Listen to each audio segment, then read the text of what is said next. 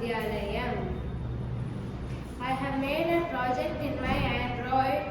The app name is Football. You can change your formation before the game. And after that, if you fling the football and the fielder or the both fielders or the goalkeepers touch it, you will lose the game. If it reaches the net, you will get one score. If it reaches the goalkeeper, you will lose the game again. You can also again change the formation.